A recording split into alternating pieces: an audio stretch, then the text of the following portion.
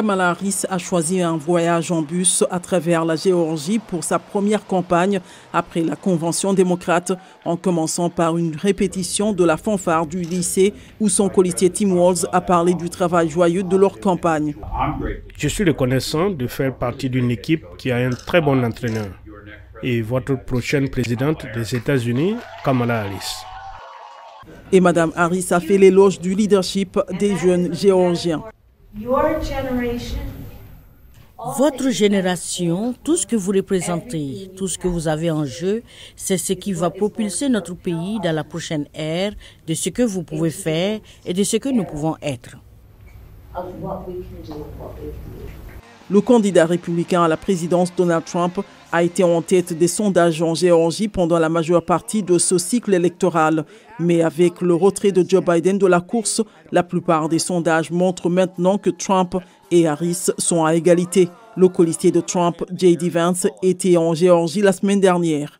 Nous allons le faire ensemble, mais seulement si vous nous faites franchir la ligne d'arrivée en Géorgie. C'est l'un des États les plus importants de l'Union. Vance et Trump font campagne principalement sur ce qu'ils disent être des échecs en matière de politique économique et d'immigration, dont M. Trump a dit aux électeurs de Géorgie qu'ils devaient être imputés à Mme Harris. Avec votre vote, l'inflation va s'arrêter et les étrangers en situation irrégulière seront refoulés. Ils n'entreront pas et nous devons les arrêter. Vous avez vu ce qu'elle a dit maintenant? Oh, nous avions une très bonne frontière. Oh, super. Ils avaient la pire frontière de l'histoire du monde.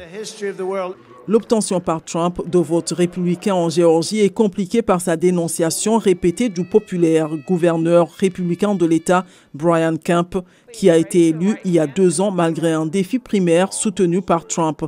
Au début du mois, M. Trump a blâmé à plusieurs reprises M. Kemp et Brad Raffensperger, secrétaire d'État de la Géorgie, pour sa défaite en 2020. Raffensperger et Brian Kemp, votre gouverneur, que j'ai fait élire d'ailleurs et qui, sans moi, ne serait pas votre gouverneur. Je pense que tout le monde le sait. C'est une personne très déloyale, oui, en effet, très déloyale.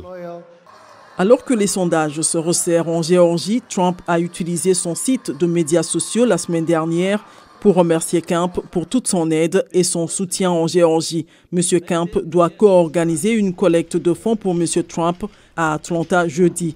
L'année dernière, un grand jury de Géorgie a inculpé M. Trump et certains de ses alliés pour avoir tenté d'interférer illégalement avec les résultats des élections de 2020 dans cet État.